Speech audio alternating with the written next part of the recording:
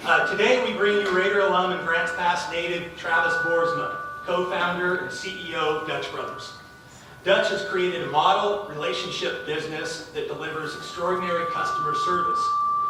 Through his success, Travis is truly changing the world via the company's growth and commitment to giving back to the community.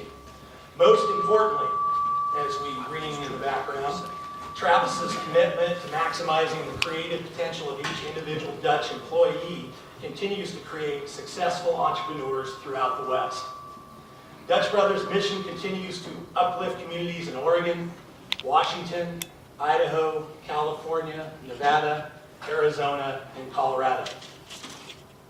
So if you're ready to listen to a person who leads from the front when it comes to the entrepreneurial spirit and incredibly high philanthropic standards, please give a Raider welcome to Travis Boersma.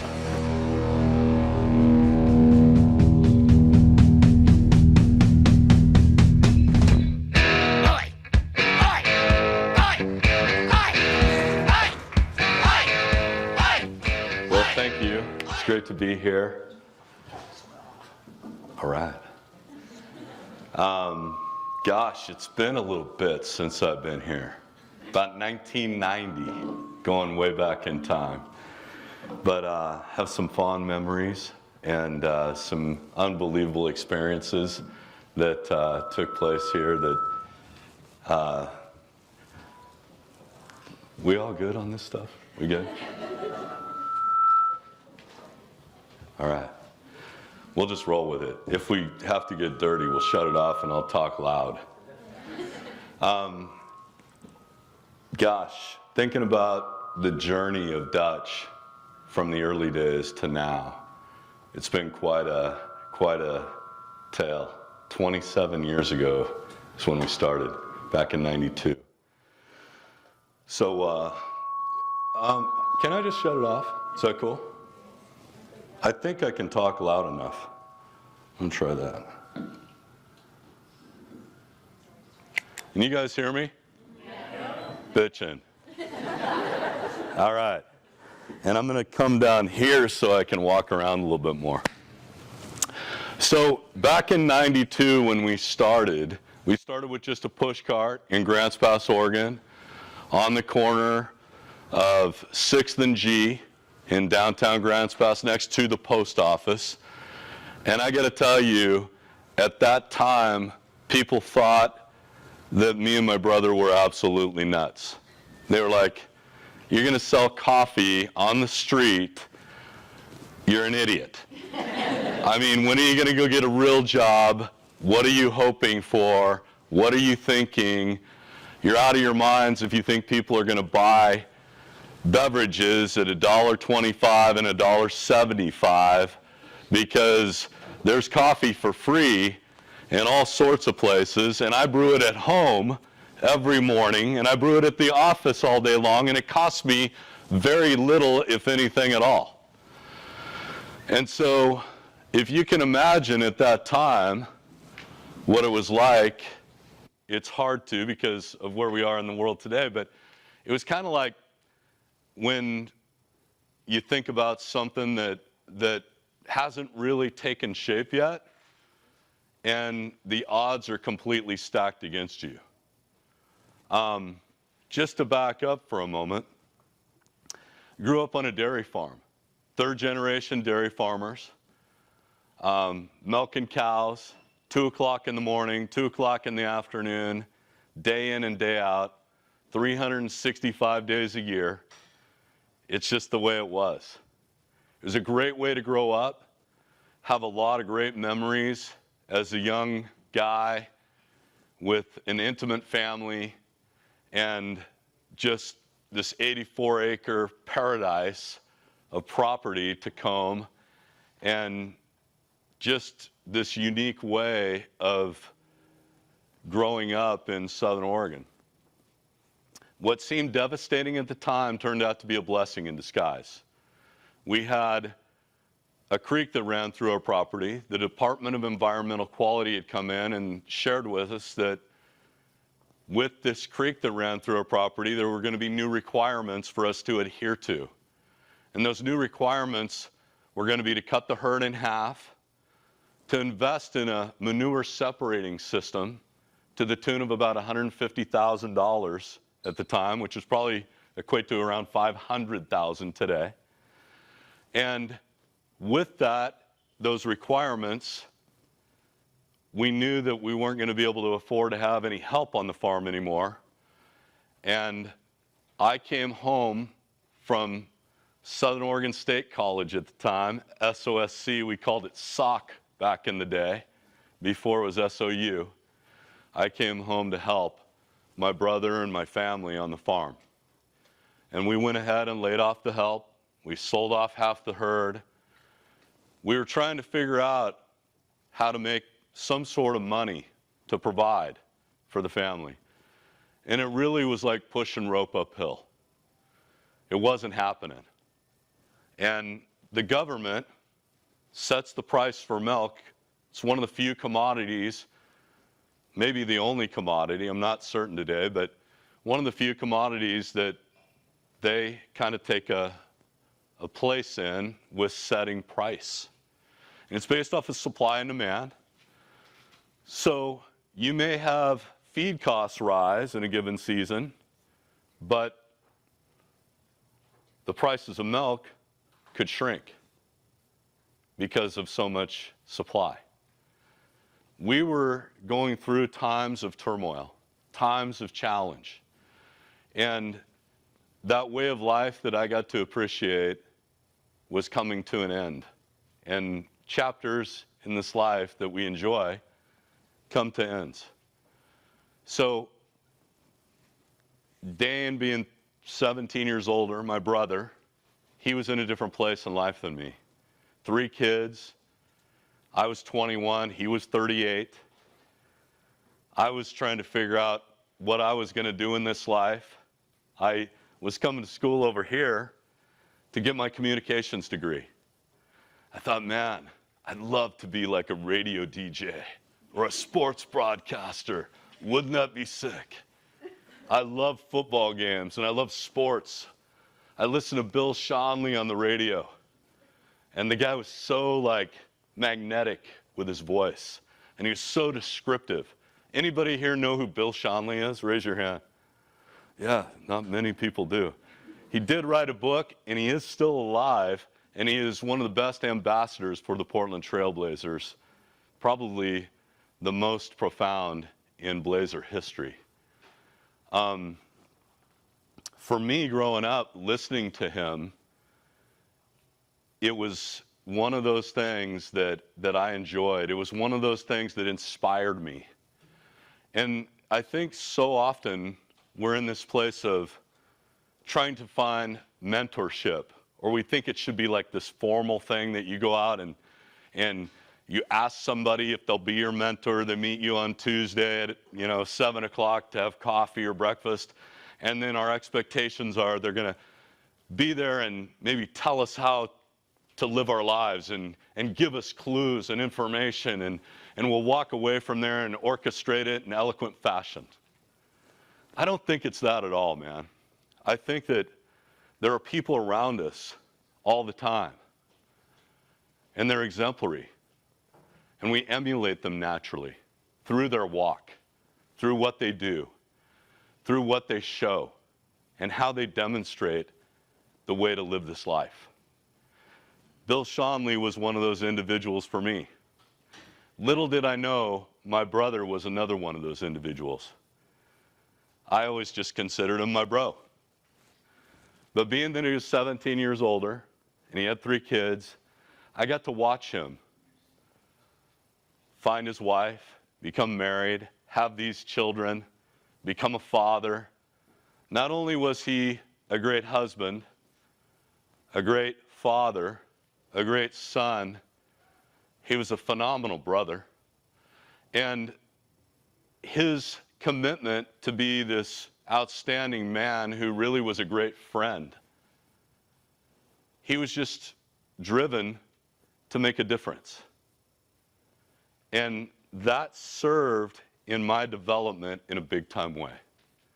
The two of us exploring what we could do, landed on the idea of Dutch in so many ways that are kind of unique. It's kind of comical for many of you guys thinking of me as a dinosaur today, coming to school here in '90, walking over to this building to get a cafe mocha to cure a hangover from some of the first craft beers that were known on this planet.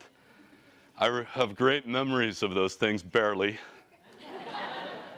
But Weinhard's Ale, Michelob Dark, George Killian's Red. Some of you guys are going, what is he talking about? Yeah, legendary. And Widmer Hefeweizen was born. And I remember it clearly. Ironically, specialty coffee was born at the same time. And that cafe mocha, somehow in this quest of trying to figure out what the hell we were going to go do, served in what was possible, what could be. Starbucks was in its infancy.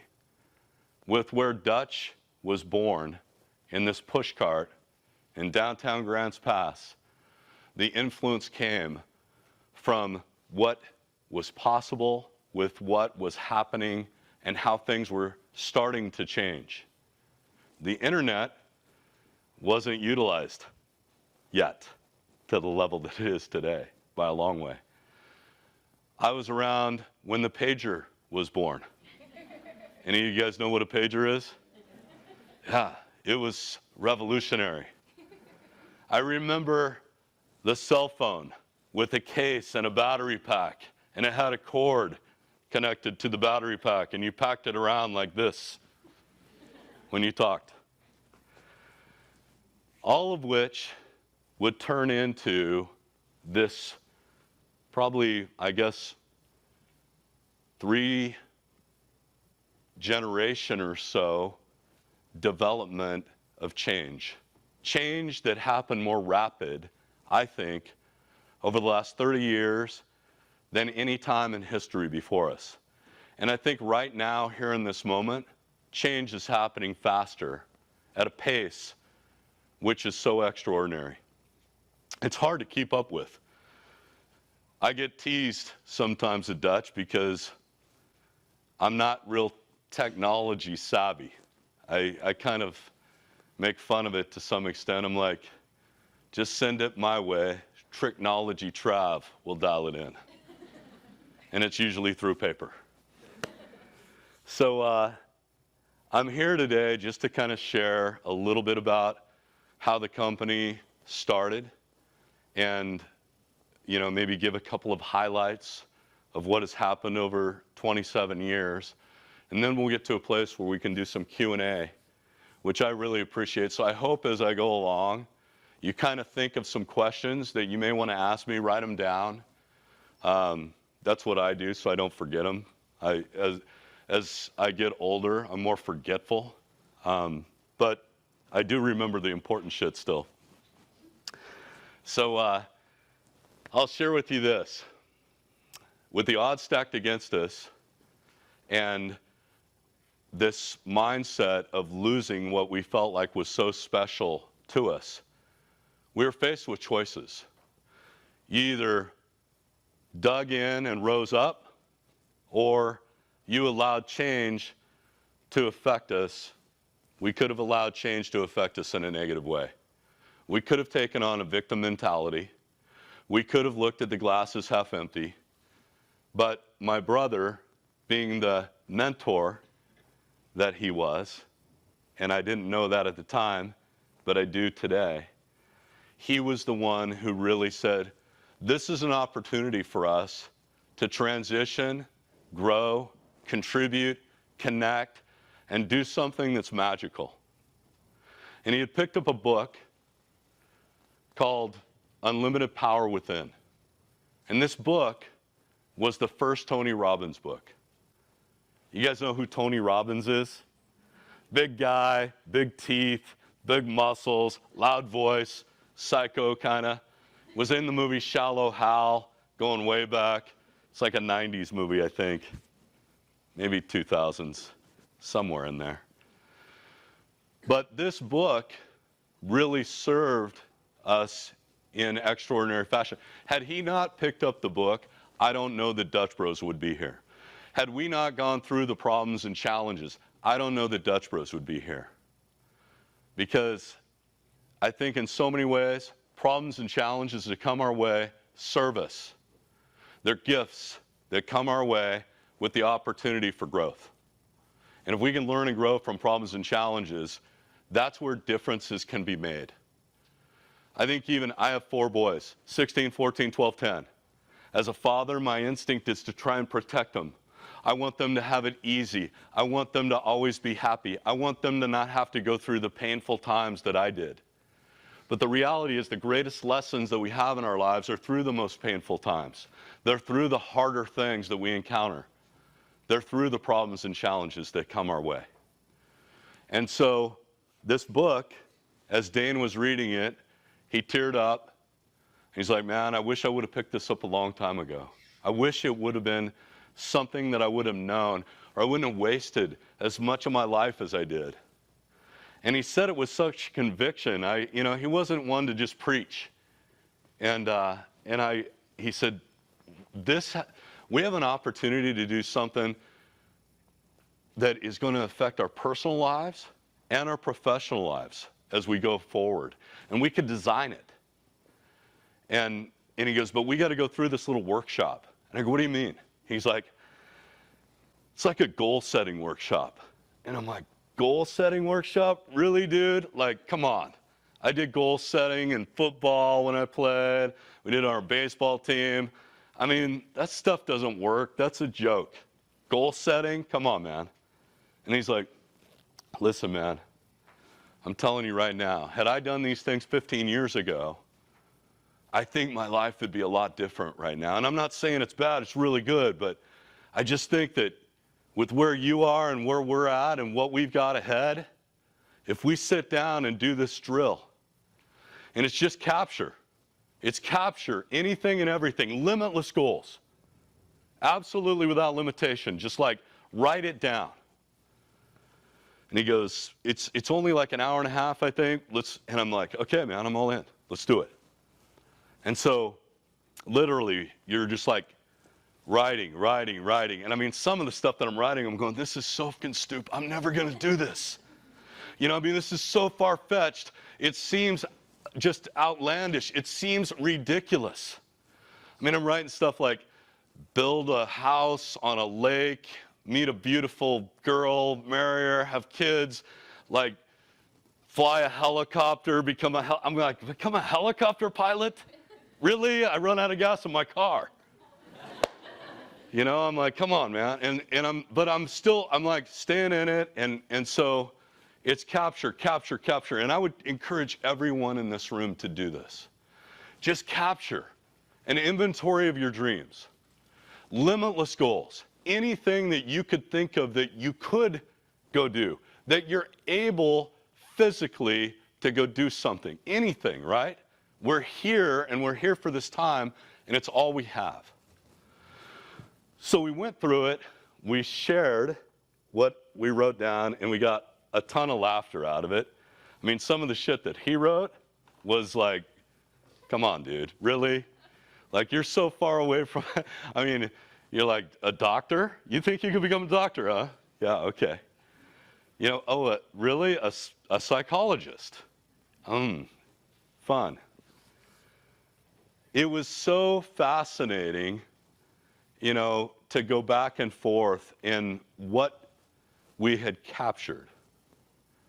We then took and put 1, 3, 5, 10, 15, 20-year numbers next to all these goals. And when we did that, it almost like this exchange and the numbering of it almost like was embedded in our subconscious. And with Dutch, 20 years later, we'd achieved damn near every one of them. And it was crazy. It wasn't like it was written on a mirror. I didn't go get tattoos on my forearm to read every day. I just was driven toward these outcomes, targets, goals, destinations, if you will. And he was too. And the game changer behind it was what we called the ultimate success formula. And it was know your specific outcome, take massive action to get it. Ask yourself if the action you're taking is working, and if it's not, change it until it does. 4 steps. Still use them today. I use them in my personal life. I use it in my professional life, which has all become one. And it's just how I operate. It almost just happens naturally now because I've done it so much.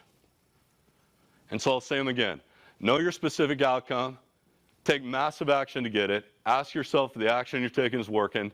And if it's not, change it until it does. And usually what happens is it serves as a filter. You weed the shit out that doesn't make sense, and you drive like hell to get to where you need to be with your gifts. The strengths and the gifts and the skills that you can develop, that you can bring passion to try and figure out how to navigate toward where you really want to go with who you really want to be, it really served us individually, and it served us as a partnership to drive like hell to get to where we are today. And so over the course of that time,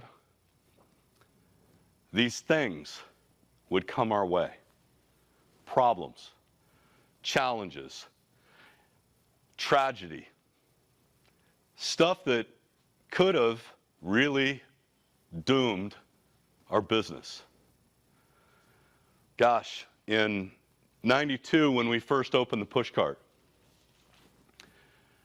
the very first day we had set up, we had done our deal with Grocery Outlet, the property management company that was managing the property is who we did the deal with, and we were located in Grocery Outlet's parking lot. The owner of the company came out the very first day and he goes, "What are you doing in my parking lot?"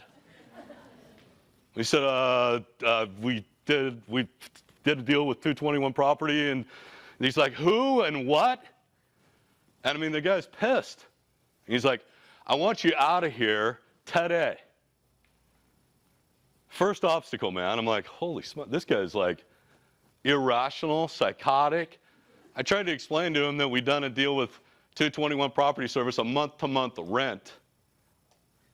And it was $150 a month, $5 a day.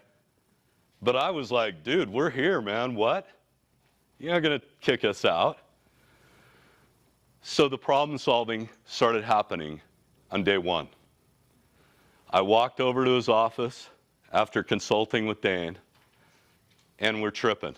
We're like, dude, are we going to have to like start over? Like, what do we? I went into his office, and his wife was sitting. I did not know she was in there. He was in there. His wife was in there. He goes, "What are you doing here?" I said, "Well, I just wanted to talk to you from." He goes, "I have nothing to say to you." And his wife goes, "Dave, hang on a minute. Young man, did you have something that you wanted to share?"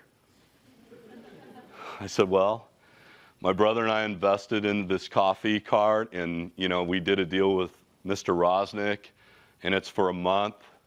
And we've spent $12,000 on this business, and we really just, I know that you guys care about your parking out here, and I just wanted to propose." And I'm freewheeling it, right? Like, there was the post office next to us. They had parking that the guy had roped off. He was kind of a Nazi about everything, right? So I identified, like, maybe I could help his parking situation and monitor parking and tell people to leave if they were parking there to go to the post office. And I said, well, we could do this.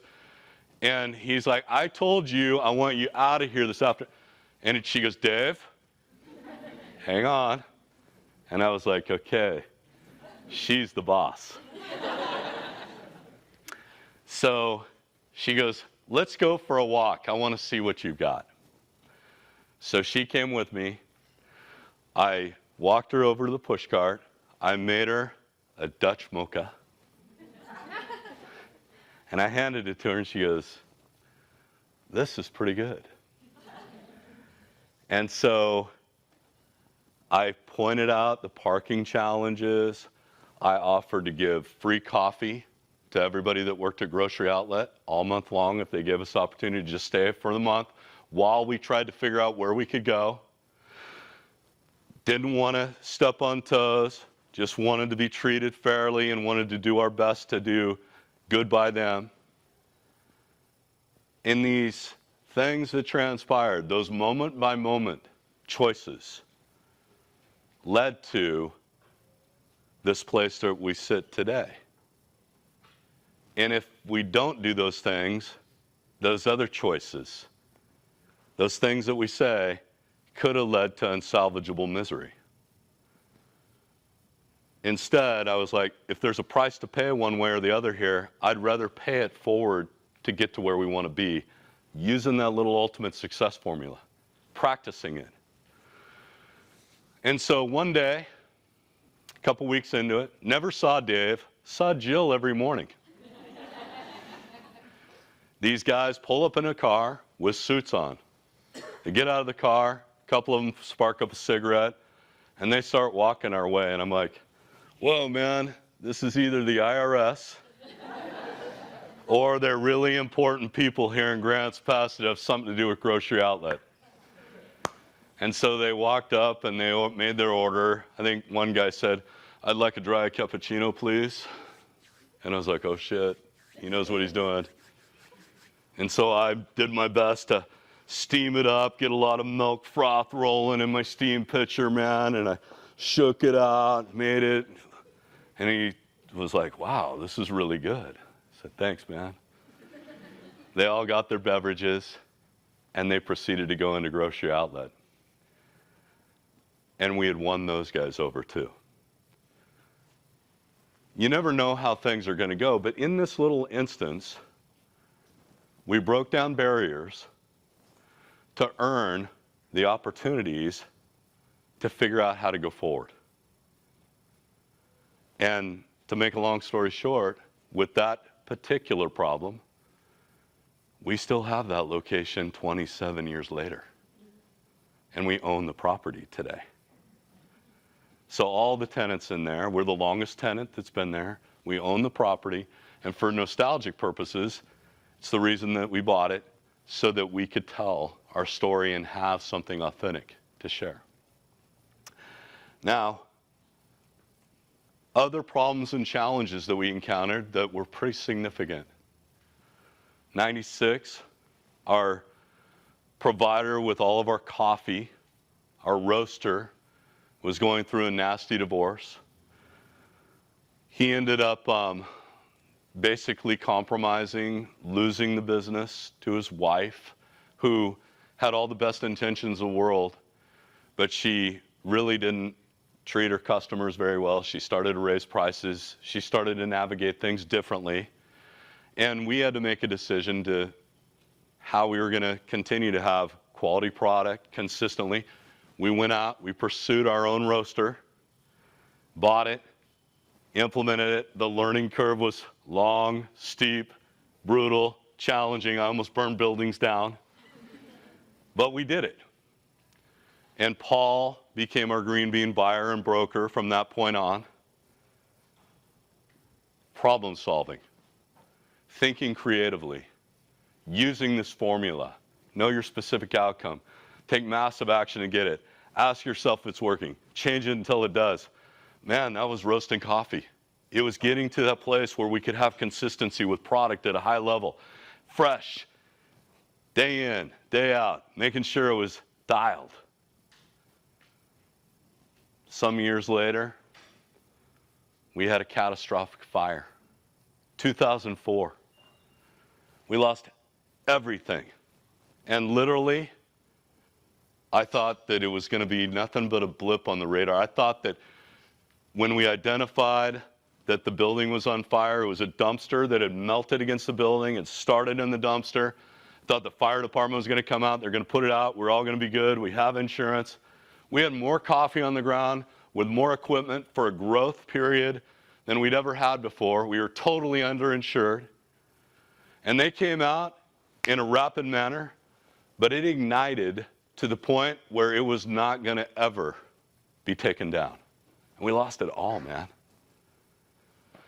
And in that moment, Again, you're thinking, catastrophic. How are we going to get coffee to franchisees? What are we going to do to make sure that our customers still have product? How do we really deal with this thing? And the only thing I could think of, and I was sharing this with Keith on the way over, I'm like, I just wanted to get out of the fire.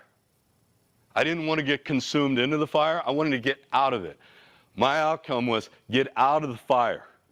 What do we got to do to get out of this fire? We got to go forward. We got to rebuild. There were things that we knew we could do, and it was challenging. It wasn't easy. No one lost their lives, thankfully. We lost 5 vehicles.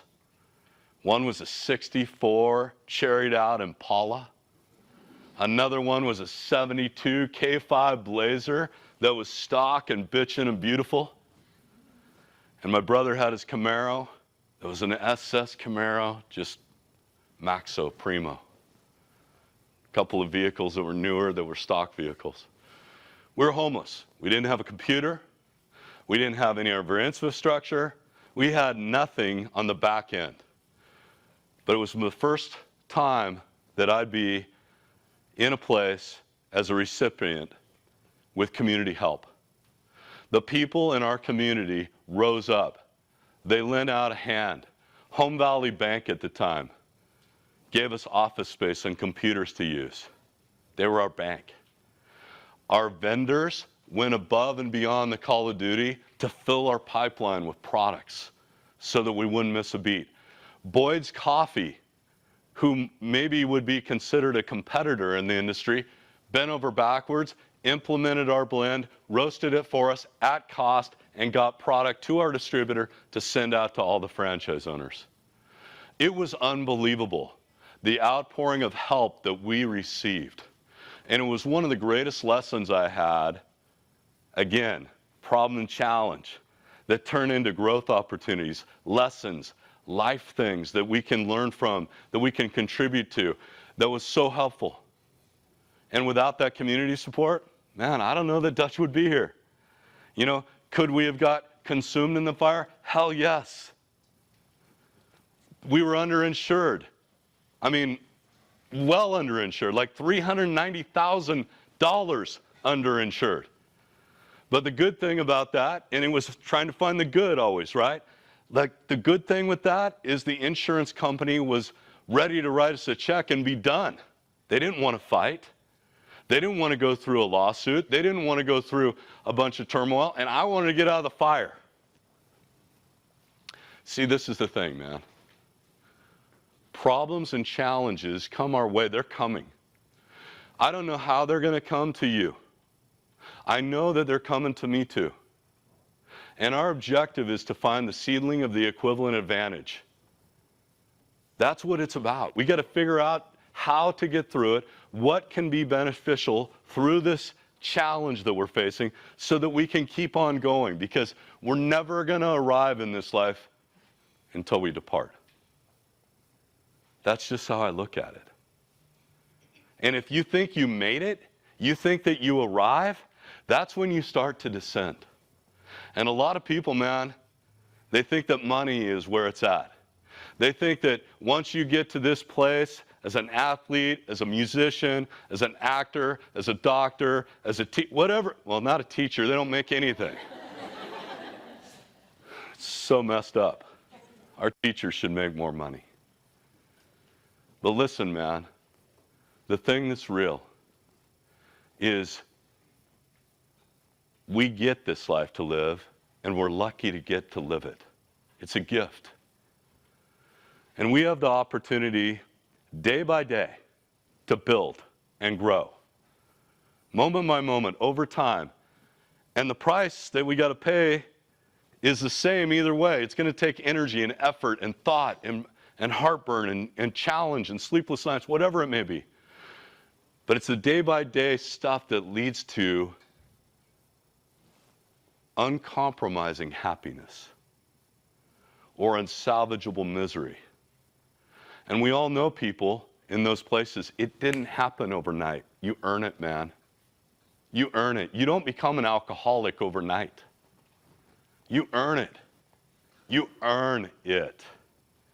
And you don't have passionate relationships without earning it. You don't have euphoric lifestyle experiences without earning it. You can be financially free, but you've got to earn it. You can have incredible health. You still have to earn it. Yes, we're gifted with this vessel, with this mind, with this heart that we're gifted with by our Creator. But what are you going to do with it? Where are you going to go with it? How are you going to deal with the problems and challenges that come our way? My brother, at that same time period, his speech started to slur. 2004. I thought it was stress. I was like, damn, dude, I mean, we're kind of burning the candle at both ends here, man. I mean, I've never seen this guy stressed out like this. And I mean, I started thinking literally, his wife came in, we were having lunch, and she's like, how much have you had to drink? And he goes, I haven't had anything. And we laugh about it. I'd be like, well, you got fat tongue. And I'd laugh. It kept slowly getting worse. Well, it was the early stages of Lou Gehrig's disease. And you never know what's coming. You don't get to pick when you go or how. And when we finally got to a place where we learned what it is, my mentality was, we're going to fight this shit, man. We're going to use our ultimate success formula. We're going to conquer. We're going to kick ass. We're going to get through it. But the greatest lesson that I learned is we don't get to control everything. See, life's like a river. To me, it's a metaphor to draw to. And it has a destination. And it's full of twists and turns. Sometimes it's shallow, sometimes it's deep. It's got falls and rapids, and sometimes it's got eddies. You guys all know what an eddy is? Been on the river rafting? If you don't, it's like a whirly-bird kind of thing. You can get caught up into it. It's kind of fun. You can go back into it, do like spin-outs, and it's kind of fun. I think this life is full of eddies. And we get caught up into them. They're fun for a while, but then you got to dig in and get out of them. And we get this gift in this life to design it and try and figure out the best path to take with what we've been gifted. And so, yeah, you could pick up a kayak. You could put on a helmet. You get an oar. And you can really have a blast and rip down and take the river on to get to that destination. Or you could be a log and float, and it will just take you where it may. It's cool. It's your choice. Or you could swim upstream like hell, fight against everything that comes your way, thinking that you're just the shit. But you'll exhaust yourself, and it will have its way with you, because it just does. But we all end up at the destination sooner than later. You get the opportunity to pull the kayak over, walk around if you're creative. How are you going to get through the falls? What are you going to do when the problems are bigger than what you can deal with? Well, for me, that's where I really understood that God's in control. And I just get the ability to navigate the path, and He has better perspective. I don't get to understand. I don't get the privilege to understand why things happen all the way that they do. But I do get to do the best I can with what I have where I am. I do get that. And so Dane passed in 2009. It's one of the most horrific diseases that I think anybody could go through, and I went and visited with a gentleman who's going through it right now up in Eugene the other day, last week. Man, I hope that we can find a cause someday or a cure. I hope that we can better support the people that go through this life with the hands that they're dealt that we can't really comprehend. I just went to a benefit concert with EB. Anybody know what EB is in the room? It's crazy. I can't even pronounce the name. That's why people probably don't really know about it. But this EB thing is a genetic disorder. It's a gene. And you're born with it. Your skin blisters. Your hands atrophy. And you're in pain every waking moment of your life. And there's kids that are suffering, there's people that are going through it, and there's a guy that was challenged severely by it. He's bandaged up, his hands were atrophied. He got up and he was a comedian, and he was fantastic. And then they had Eddie Vedder come up and play his acoustic guitar for a while. That was just a mind blow. And it was all funds to go to EB. Adam Sandler performed. It was a small venue. But you see, this life is full of opportunity. And there's nobody getting out of here without paying a price. The problems and challenges that we're dealt, we get the ability to navigate. This guy was ecstatic that he gets to go to Stanford and be somebody that they can use as a human experiment to try and find cure. He's ecstatic about the opportunity for the misery he's living in to hopefully help others. And if we could all figure out a way together to do the right things, to shake loose of the victim mentality, to get rid of the idea that, we're entitled to things, that things should just come our way, that it should all happen the way that we want it to, and this life is just about us. It's not. It's about all of us. And I hope that Dutch is known as a company that helps people design and live their dream. If you want to grow up in the organization, there's opportunities throughout. It's a compelling future. There are so many great things that we're doing with the company, and we're growing at a rapid rate, and it's fabulous. But more importantly, I care about the people who leave Dutch, that go out in our communities, that figure out their own business streams, that figure out their own niche, their own way to really make something magical happen. Because this life, again, is too short. We're vapor. And there's been millions of people that we can learn from that have lived before us. They're exemplary. But we got to go do it. The information is at our fingertips, more so than any other time in history for people.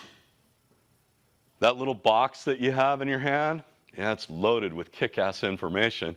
It's also loaded with stupid-ass shit, too. And we invest our time however we think is best. So I share with you these things not to say, look at me, because it's not about me. It's about you. It's about the customer. It's about diversity. It's about love. It's about acceptance. It's about adapting to change that happens around us. Because I promise you, there's only a couple things that you really have control over. You don't get to pick how things evolve, but you do get to pick how you think that leads to how you feel. And whatever you're saying here has everything to do with where you're going to go and what you're going to do. And if you're saying some bad shit, man, you get to decide if you want to change it. You get to decide whether you're going to sit and live in that story that's bullshit, by the way, because there's been people that have been dealt way worse in hands than all of you who didn't get anything that are living extraordinary lives like the guy who gave the comedic act that I got to watch the other night. He's living his dream. And he's designing his life. And he's looking at how he can make an impact with people. So with wherever you go and whatever you do, my hope is that you will help.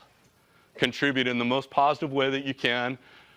And you figure out ways to become innovative, creative, deal with problems in extraordinary ways.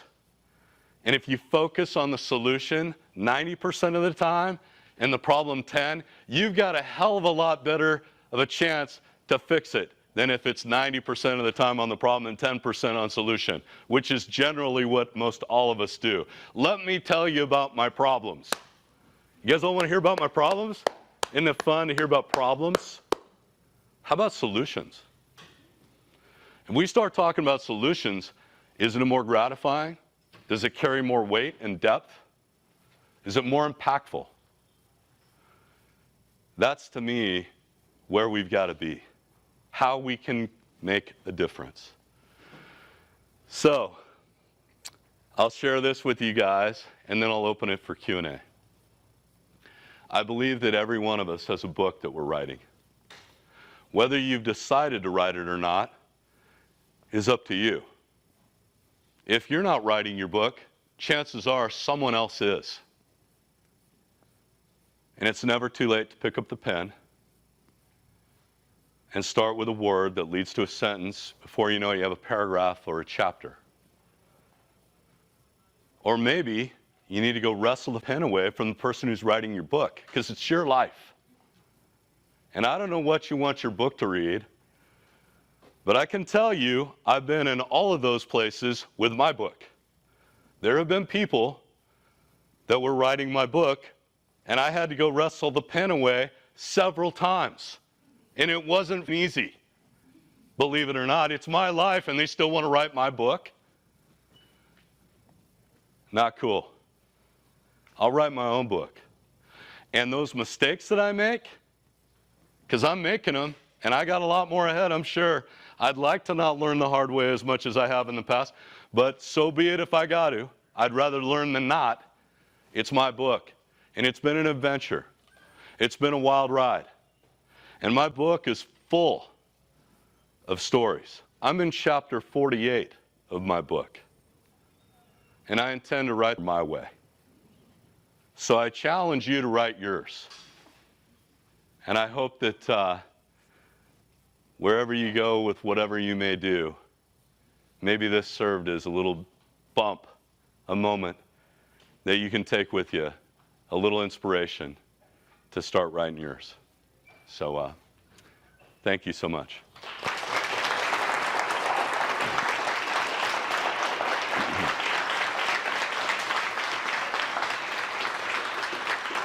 I don't know if you guys noticed, but my mic didn't work, so I just started talking. It was my ultimate success formula thing again. Any questions?